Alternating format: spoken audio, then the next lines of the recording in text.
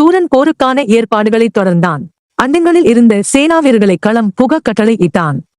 கணக்கிலடங்கா அளவிற்கு வந்துவிட்ட சேனைகள் காலியாக இருக்கும் இடமெல்லாம் வந்து கூடினர். சூரன் போர் கோலம் பூண்டான். ஈசனை பணிந்து போற்றினான். ஈசன் மற்றும் தேவாதி தேவர்கள் அளித்த படைக்கலங்களையும் தேவர்கள் தந்த படைக்கலங்களையும் எடுத்துக்கொண்டான். அனைத்தையும் தேரில் ஏற்றினான். சிங்கங்கள், குதிரைகள், கூலிகள் பூட்டிய அத்தேரில் ஏறி அமர்ந்தான். சூரனின் தேரை தொடர்ந்து அவரது சிங்க வாகனமும் இந்திரஞால தேரும் புறப்பட்டது. முருகப்பெருமான் வாயுதேவன் சாரத்தியம் செய்யும் பொன் வண்ணத்தேரில் எழுந்தருளினார். புன்னகையால் அனைவருடைய அச்சத்தையும் பயத்தையும் போக்கினார். போர்க்களம் புகுந்தார். பூமழை பொழிந்தன. கோஷங்கள் எழுந்தன. வேதம் ஒலித்தன. சூரனின் சேனைகளைக் கண்டு அச்சங்கொண்டு இந்திரனின் பயத்தை போக்க திருமால், அமரேந்திரா, சூரனின் சேனைகளைக் கண்டு பயப்படாதே.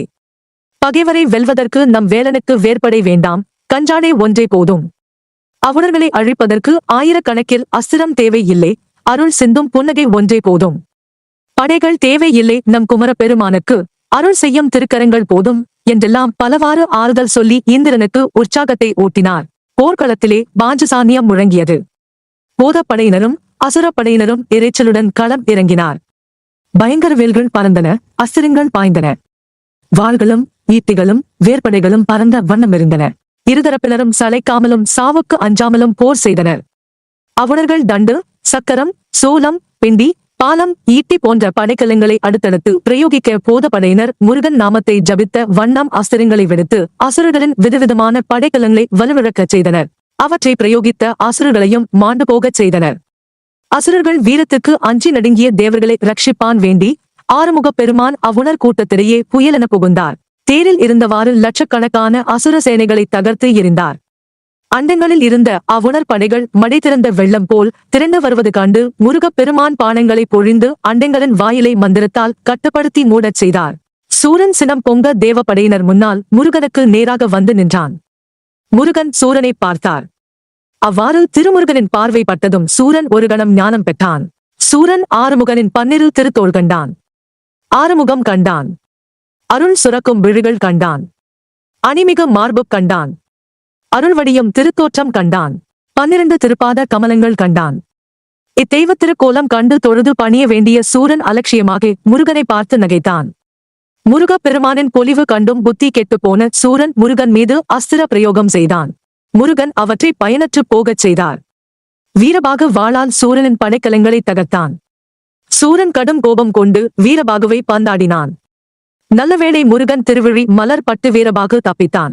சூரபன்மன் போதப்படையினரையும் லட்சம் வீரர்களையும் தோற்கடித்து நாலா பக்கமும் சிதறி ஓடச் செய்தான். சூரன் மாமலை போன்ற வில்லை விடுத்து வேலவனை எதிர்த்தான். பதிலுக்கு வேலவனும் கையிலை மலை போன்ற கணை விடுத்து சூரனை தண்டித்தார். அவன் படைக்கலங்களை செயல் இழக்கச் செய்தார். சூரன் விடுத்த கணை ஒன்று முருகனின் தேர் மீது பறந்து கொண்டிருந்த கொடியை அறுத்தது. பதிலுக்கு பசுபதி மைந்தனாம் முருகனும் சூரனின் தேர்கொடியை அறுத்து கடலில் தள்ளினார். முருகனின் வீரம் கண்டு போதசேனை தலைவனான பானகம்பனை சங்கு முழங்கச் செய்தான். முருகன் தேரில் கொடியில்லாமல் இருப்பது கண்ட அக்னி பகவான் தேவர்களின் விருப்பம் போல முருகனுக்கு சேவர் கொடியாக நின்று அண்டங்கள் வெடிபடுமாறு கூவினான். தேவர்கள் ஆரவாரம் செய்தனர். போதப்படையினர் பல்வகை இசைக்கருவிகளை பிரயோகித்து போர்க்களத்தில் அசுரப்படையினரின் தோல்வியை திக்கெங்கும் பறைசாற்றினார். சூரனுக்கு கோபம் எரிமலை போல் வெடித்தது. முருகன் இருக்கும் தைரியத்தில் கூப்பாடு போடும் இந்த கூலிப்படைகளை முதலில் பழி வாங்குகிறேன், பிறகு முருகனை அழிப்பேன் என்று அடிபட்ட சிங்கம் போல் கூக்குரல் போட்டான். தேவர்கள் மீதும் பூதர்கள் மீதும் அஸ்திரத்தை மழையென பொழிந்தான் சூரன். முருகன் கணை மழை பொழிந்து அசுரப்படையை அழித்து தேவர் படையை காத்தார். கந்தன் ஏவிய கணையால் சூரனின் கோடிக்கணக்கான மழுப்படைகள், வஜ்ரப்படைகள், மழுப்படைகள், வேற்படைகள் அனைத்தும் அழிந்து போயின. கந்தன் 1000 கணைகளை சூரனின் தோல்வியை தழுவி நிற்கும் தோள் மீது பொழிந்தார். சூரனின் படையினரை வைரமலையில் மீது பொழிந்த கல்மழை போல் சிதறிச் சீரழியச் செய்தார். சூரன் உக்கிரமான அஸ்திரங்களை ஷண்முகன் மீது பிரயோகித்தார். சுப்பிரமணியரும் அவனுக்கு பெரும் சேதத்தை விளைவிக்கும் வண்ணம் போர் தொடுத்தார். சக்கரவாளகிரி, மேருமலை, மகாசமுத்திரம், பிரம்மலோகம், விஷ்ணுலோகம், திக் பாலகர்களின் லோகங்கள் என்று அண்டங்களுக்கு உட்பட்ட அனைத்து அசுர லோகங்களிலும் முருகனும் சூரனும் சுழன்று சுழன்று அஸ்திர பிரயோகம் செய்து அகில லோகங்களும் அஞ்சி நடுங்கும்படியான வீரப்போர் நிகழ்த்தினர். கந்தனின் கண் பார்வையில் பெருவாரியான அசுரப்படைகள் வெந்து சாம்பலாயின. போர்க்களத்தில் வீரத்தை காட்ட வந்த சூரன் வீரம் இழந்து விவேகம் இழந்து மேற்கொண்டு என்ன செய்வது என்று ஆழ்ந்து சிந்திக்கலானான். சூரனுக்கு தனது அன்னை மாயையின் நினைவு வந்தது. மனத்தால் மாதாவான மாயையை நினைத்தான் சூரன். அங்ஙனம் நினைத்த மாத்திரத்திலேயே மாயையானவள் சூரன் முன்னால் வந்து நின்றாள். சூரன் கண்ணீர் சிந்திய வண்ணம் தாயின் பாதங்களை பணிந்து, அம்மா, ஒரு சிறுவனால் என் சாம்ராஜ்யமே எழுவர் என்று கூறிய மாயை அந்த சுதாமந்திரமலை இங்குள்ளது, எப்படி போக வேண்டும் என்ற விஷயங்களைப் பற்றியும் விளக்கமாகச் சொல்லி மாயமாய் மறைந்தாள். சூரன் இந்திரயாலத்தேரை வரவழைத்தான். சுதாமந்திரமலை பற்றிய விவரங்களைச் சொல்லி மந்திர உச்சாடனத்தால் சுதாமந்திரமலையை கொண்டு வருமாறு பணிந்து தேரைச் செலுத்தினான். கொடுங்கோலன் சூரனுக்கு அடிபணிந்த தேர் இமை பொழுதில் மலையை பெயர்த்து எடுத்து வந்து சூரன் முன்னால் நிறுத்தியது. மலையில் உள்ள மூலிகை காற்றின் சக்தியால் சூரன் ஈசனிடம் பெற்றுள்ள வரத்தின் மகிமையால் மாண்ட அசுரர்கள் அனைவரும் உயிர் பெற்று எழுந்தனர். சூரனின் உயிரற்று போன உடன் பிறந்தோர், வீரமேந்தர், வீரப்படையினர் அனைவரும் உயிர் பெற்று எழுந்து சூரனை வணங்கி நின்றனர். அவர்கள் போட்ட கூச்சல் அண்டங்களை நடுங்கச் செய்தது. சூரன் முருகனின் ரதத்தின் முன்னால் நின்று, பார்த்தாயா இந்த சூரனின் சக்தியே என்று கேட்டான். அதற்குள் அவசரப்படுகிறாயே, இப்பொழுது தானே சூரியோதயம் ஆரம்பம், அதற்குள் வீரத்துக்கு விலை பேசுகிறாயே முருகா, போர்க்களத்தை விட்டுச் செல்வாய், அதுதான் உனக்கு உகந்தது, உனது வீரத்திற்கும் அழகையு. சூரனால் உயிர் பெற்று எழுந்த வீரர்கள் கையில் படைக்கலம் ஏந்தி முருகனை எதிர்த்தனர். முருகன் பிரமாண்டமான பாசுபதாஸ்திரத்தை மந்திர ஜபம் செய்து ஈசனை தியானித்து விடுத்தார். அஸ்திரத்தின் வன்மையால் அந்த ஒரு அஸ்திரத்தில் நின்று கோடிக்கணக்கான பயங்கர சக்தி கொண்ட அஸ்திரங்கள் வந்தன. பற்பல திக்குகளிலும் சிதறி வந்த அசுரர் படைக்கலங்களை செயல் இழக்கச் செய்ததோடு அசுரர்களையும் கொண்டது. அத்தோடு பாசுபதாஸ்திரம் சுதாமந்திரமலையை பல கூறாக பிளந்து தூள் தூளாக்கியது. முருகன் எய்த அஸ்திரம் கங்கையில் தன்னை புனிதமாக்கிக் கொண்டு முருகனின் திருக்கரங்களில் வந்து தங்கியது. சூரபத்மன் இறந்து கிடக்கும் அசுரர் மத்தியில் பட்ட மரம் போல் நின்று கொண்டிருந்தான். அவன் பக்கத்தில் இந்திரயாலத்தேர் நின்று கொண்டிருந்தது. அதனை பார்த்து சூரன், ஏய் தேரே, எஞ்சியுள்ள தேவசேனா வீரர்களையும் பூதங்களையும் மற்றும் உள்ள வீரர்களையும் அண்ட கோலத்தில் அடைத்து வைப்பாய், நீயும் அங்கேயே காவலாக தங்கிவிடு என்று ரதத்திற்கு கட்டளை இட்டான். நொடிப்பொழுதில் சூரனின் கட்டளையை ரதமும் நிறைவேற்றியது. இந்திரயாலத்தேர் தேவ வீரர்களுடன் புறப்பட்டது. சூரனின் செயல் கண்டு தேவர்கள் துக்கத்தில் துவண்டனர். முருகனின் திருநாம வைபவத்தை சொல்லி கதறினர். முருகன் கோடிக்கணக்கான அஸ்திரங்களை வெடித்து தேரில் சிக்கியிருக்கும் தேவ வீரர்களை தெளிவடையச் செய்தார். தேரோடு வீரர்களை தமது திருமுன் வந்து நிற்கும்படி செய்தார். தேவ வீரர்களும் போதுகணத்தவர்களும் பெரும் கோஷம் எழுப்பினர். எல்லோரும் முருகனை பணிந்து தொழுது போற்றினர். முருகன் இந்திரயாலத்தேரை மந்திரத்தால் கட்டுப்படுத்தி தனது பக்கத்திலேயே இருக்கும்படி செய்தார். இவற்றை எல்லாம் பார்த்து கொண்டிருந்த சூரன் கண்கள் சிவக்க, உடல் துடிக்க, பல்லை நர நர வென்று கடித்த வண்ணம், முருகா, சூரனிடமா உன் சித்து விளையாட்டை காட்டுகிறாய்? நான் உனது தந்தையிடம் வரம் பெற்றவன், பலம் பெற்றவன் என்று சொல்லி மின்னல் வேகத்தில் அஸ்திரங்களை பொழிந்தான். இமை மூடி திறக்கும் முன் முருகன் பானங்களை பொழிந்து சூரனை தோற்கடித்தார். அவன் கையில் இருந்த வில் உடைப்பட்டது. சூரன் முத்தலை சூலத்தை பிரயோகித்தான். அந்த சூலத்தின் மகிமையால் முருகனின் பல ஆயுதங்கள் சிதறடிக்கப்பட்டது. முத்தலை சூலம் முருகன் முன்னால் வந்து மேற்கொண்டு செல்ல முடியாமல் அசைவற்று நின்றது. முருகன் சூலத்தின் மீது கோடிக்கணக்கான பானங்களை பொழிந்தார். ஆனால் சூலமோ பானங்களை அலட்சியப்படுத்தியது. முருகன் கோபம் கொண்டார். ருத்ரமூர்த்தியானார் ஹிப்படு. உக்ரமான குலிசப்படை கலத்தை ஏவினார். குலிசாயுதம் சூலாயுதத்தை கவ்விக்கொண்டு முருகனிடம் ஒப்படைத்தது. பிறகு குலிசப்படைக்கலம் முருகனின் திருக்கரத்தில் தங்கியது. இவற்றையெல்லாம் பார்த்து கொண்டிருந்த தேவர்கள், சிவகுமாரா, இன்னும் திருவிளையாடல் புரிவது ஏனோ? சூரனை வதம் செய்யும் நேரம் வந்தும் தேவரீர் அவனை எதற்காக கொல்லாமல் விட்டு வைக்கிறீர்கள்? பிரபோ, உந்தன் பாதகமலங்களை பணிந்து பிரார்த்திக்கின்றோம். சூரனை வெல்லுங்கள், எங்கள் அச்சத்தை அகற்றுங்கள் என்று பணிந்து ஏக மனதாக பிரார்த்தனை செய்தனர். சூரன் சிங்கமாக மாறினான். முருகனை எதிர்த்தான். முருகன் பானங்களை பொழிந்து சிங்க ரூபத்தை அழித்தார். சூரன் சக்கரவாக பறவையாக மாறினான். அலகினால் பூதப்படையினரை கொத்தினான். இறக்கைகளை வீசி ஓங்கி அடித்தான். காலால் அழுத்திக் கொன்றான். மேலும் கீழும் பறந்து தேவசேனைகளுக்கு பெரும் சேதத்தை கொடுத்தான். ரதசாரதியை படுகாயப்படுத்தினான். ரதத்தை சிதைத்து தேரில் கட்டியிருந்த குதிரைகளை துன்புறுத்தினான். பறவையை கொல்வது அதர்மம் என்பதனை திருவுள்ளத்தில் கொண்ட முருகவேள் சக்கரவாகை பறவையோடு விளையாட்டாக போர் புரிந்தார். ஷண்முக பெருமான் தேரில் 26 உக்கிரமான அஸ்திரங்களை பிரயோகித்து சூரனின் மாயத் தோற்றத்தை அழித்து அஸ்திரங்களையும் பொடி பொடியாக்கினார். சூரன் அங்கிங்கெனாதபடி எங்கும் சுற்றித் திரிந்து எண்ணற்ற போத வீரர்களை கொன்று குவித்தான். முருகப் பெருமானின் ரதத்தை சுற்றி வட்டமிட்டான். ரதத்தில் நின்றும் கீழே இறங்கினார் ஷண்முகன். தேவேந்திரன் மயில் வாகனமாக மாறினான். முருகன் மயில் வாகனத்தில் எழுந்தருளினார். கந்த கடவுள் பானங்களை பொழிந்து சக்கரவாக பறவையின் இறக்கைகளை வெட்டி வீழ்த்தினார். உடலை துளைத்து இரு கூறாக்கினார். விண்ணவர் வாழ்த்தி மகிழ்ந்து ஆரவாரித்து மலர் மழை பொழிந்தனர். ஆனந்த கூத்தாடி கழித்தனர். சூரபன்மன் மண்வடிவத்தை பெற்று கடல்களை வற்றச் செய்து கதிரவனை மறைத்தான். பிரபஞ்சம் இருண்டது. அஷ்டதிக்குகளும் திசை தெரியாது போனது. முருகப்பெருமான் 100 பானங்களால் அவனது மாயையை மாய்த்தார். சூரபன்மன் தண்ணீராய் பிரவாகம் எடுத்து விண்ணை முட்ட பொங்கி எழுந்தான். அனல் வடிவமாய் அண்டங்களெல்லாம் தோன்றினான். சூறாவளியாகி மலைகளை பெயர்த்து எரிந்து போர் புரிந்தான். முருகப்பெருமான் அவரது மாயா வடிவங்கள் அனைத்தையும் இருக்குமிடம் தெரியாது சிதைத்தார். தொடர்ந்து பல நாட்கள் போர் புரிந்து தோற்றான் சூரபன்மன். முருகப்பெருமான் அவனை பார்த்து, தோன்றி மறையும் மின்னலைப் போல் நீ எடுத்த மாய உருவங்கள் அனைத்தையும் கணப்பொழுதில் அழித்தோம். அரிய தவத்தை உடையவனே, உன் ஊன கண்கள் மறையட்டும். உனக்கு ஞான கண்களையும் உள்ளுணர்வையும் அளிக்கின்றோம். என்னுடைய விஸ்வரூபத்தைக் கண்டு உய்யும் மார்க்கத்தை நீ அடைவாயாக என்று திருவாய் மலர்ந்தார்.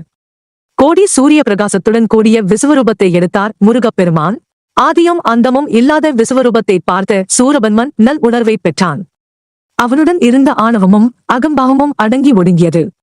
அரிய வரங்களை அருளிய ஆதி பரம்பொருளாகிய பரமேசுவரனும் அண்டமே நடுங்கும் வண்ணம் அரும்போர் புரிந்து அசுர குலத்தையே அழித்த முருகப்பெருமானும் ஒருவரே என்பதை உணர்ந்தான் சூரபத்மன். பராக்கிரமசாலியான முருகனை பாலன் என்று எண்ணி ஏளனம் செய்தேனே என்று எண்ணி மனம் உருகினான். அத்துமீறி பேசிய வார்த்தைகளையும் அளவுக்கு மீறி அமருக்கு இழைத்த துரோகச் செயல்களையும் எண்ணி பார்த்து கண்ணீர் வடித்தான், கலங்கினான். பரம்பொருளைக் கண்ட பெருமிதத்தில் எல்லாவற்றையும் மறந்தான், மன மகிழ்ச்சி கொண்டான். எவருக்கும் கிட்டாத பெரும்பேறு தனக்கு கிட்டையதே என்று எல்லையில்லா திருவருளுக்கு ஆளாகி ஆனந்தித்தான். அது சமயம் ஆறுமுகப் பெருமான் தமது அரிய பிரம்ம ரூப தரிசனத்தை மறைத்து முன்போல் மயில் மீது தோன்றி சூரபத்மனின் மெய்யறிவை மயங்கச் செய்தார். அக்கணமே அவனது ஞான உணர்வு நீங்கியது. அஞ்ஞானமும் அகங்காரமும் மீண்டும் அவனை பற்றிச் சொன்னது. முருகப் பெருமானை பார்த்து சினம் கொண்டான். இவன் மாயை சக்தியால் என் உணர்வை மாற்றியிருக்கிறான். இனிமேல் அது என்னிடம் நடக்காது. எனக்கு ஒப்பானவர் எவருமே கிடையாது. எல்லாம் நானே. இப்பாலகனுடன் போர் புரிந்து வெற்றி வாகை சூடுவதற்கு முன்னால் அமரர்களை அழித்து வெற்றி காண்பேன். பின்னர் இந்த சிறுவனையும் வென்று வாகை சூடுவேன் என்று தனக்குள் பலவாறு நினைத்து இருமாந்தான். சூரபத்மன் மாய மந்திரத்தின் சக்தியால் இருள் வடிவம் கொண்டு சந்திர சூரிய மண்டலங்களையும் அண்டங்களையும் மறைத்து அமரர்களையும் அஞ்சி நடுங்கும்படி செய்து ஆர்ப்பரித்தான். அமரர்கள் அபய குரல் கொடுத்தனர். ஐயனின் நாமம் போற்றி வணங்கினர். சூரபத்மனைக் கொன்று தங்கள் குலத்தை காத்தருள வேண்டும் என்று கோடி முறை கூவி அரற்றினர். அமரர்களின் ஓலக்குரல் கேட்டதும் முருகப்பெருமான் சூரபத்மனை சம்ஹரிக்க திருவுள்ளம் பற்றினார். எங்கும் நல்ல அமைதியையும் சாந்தத்தையும் நிலவச் செய்ய திருவுள்ளம் கொண்டார். தம்முடைய திருக்கரத்திலிருக்கும் வேற்படைக்கு சூரபத்மனின் மார்பை பிளந்து வருமாறு ஆணையிட்டு ஏவினார். சர்வ சங்காரகால உருத்திரமூர்த்தி போன்ற வேற்படை ஆதி அந்தமில்லாத அருணாசல அக்கினி போல் கூறப்பட்டது. அண்டங்கள் அனைத்தும் வேற்படையின் வெம்மையை தாங்க மாட்டாது அஞ்சின. அறிவு மயங்கி ஆர்ப்பரித்து இருளாகவும் மலையாகவும் மரமாகவும் உருமாறிய ஐயனை எதிர்த்து போரிட்ட சூரபத்மன் இறுதியில் வேற்படைக்கு பலியானான். சர்வ வல்லமை பொருந்திய வேற்படை சூரபத்மனின் மார்பை பிளந்து உடலை இருகூறாக்கியது. பின்னர் வேற்படை தூய கங்கையில் புனிதம் பெற்று பகவானின் திருக்கரத்தில் முன்போல் வந்து தங்கியது. விண்ணும் மண்ணும் குளிர்ந்தன. தேவர்கள் பூமாரி பொழிந்தனர். தேவ துந்திபிகள் ஒலிக்க வேதங்கள் வாழ்த்த அமரர்கள் ஆனந்த கூத்தாட நவம்பர் வீரர்களும் இலட்சம் வீரர்களும் போதர்களும் சிவகணத்தவர்களும் முருகப்பெருமானின் பொன் சேவடி போற்றி வாழ்த்தி நின்றனர். சூரபத்மனின் பிளவுபட்ட உடல் ஒரு பாதி சேவலாகவும் மற்றொரு பாதி மயிலாகவும் மாறின. அந்த நிலையிலும் ஆணவம் அடங்காத சூரபத்மன் மயிலாகவும் சேவலாகவும் மாறிய பின்னும் முருகப்பெருமானை எதிர்த்து போராடத் துணிந்தான். முருகப்பெருமான் மயில் மீதும் சேவல் மீதும் திருநோக்கம் செய்தார். எம்பெருமானின் அருட்பார்வையில் சேவலும் மயிலும் சினம் தணிந்து முருகப்பெருமானின் திருப்பாதத்தை தஞ்சம் என்று வந்தடைந்தது. சினமுற்ற சேவல் தீர்க்க தரிசனம் பெற்றது.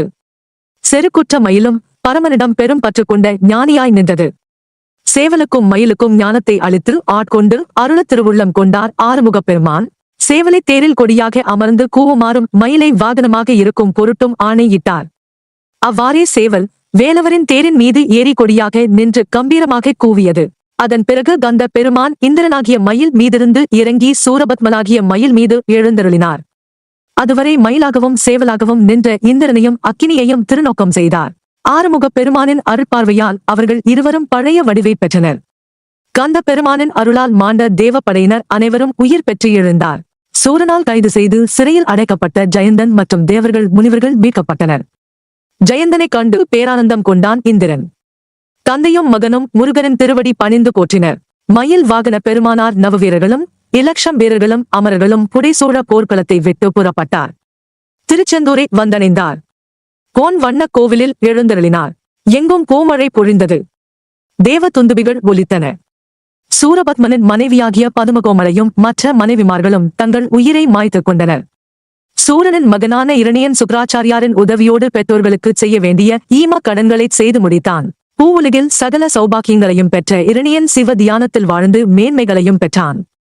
சகல இந்திராதி தேவர்களும் முனிவர்களும் இலட்சம் வீரர்களும் பூதகணத்தவர்களும் ஞானமயில் மீது அமர்ந்து காட்சி தரும் தேவமூர்த்தியே, ஆனந்த ரூபனே, ஆறுமுகனே, நீலமயில் மீது எழுந்தருளி ஞாலமெல்லாம் வலம் வந்த வேலவீனன எழுந்தான் திருமகனே, கந்தனே, கடம்பனே, சரவணனே, செங்கோட்டு வெற்பனே, குகனே, சண்முகனே, பால தண்டாயுதபாணியே, 1000 கோடி திருநாமங்களால் கோடி முறை அர்ச்சித்து வழிபட்டனர். கந்தப்பெருமான் அனைவருக்கும் திருவருள் புரிந்தார்.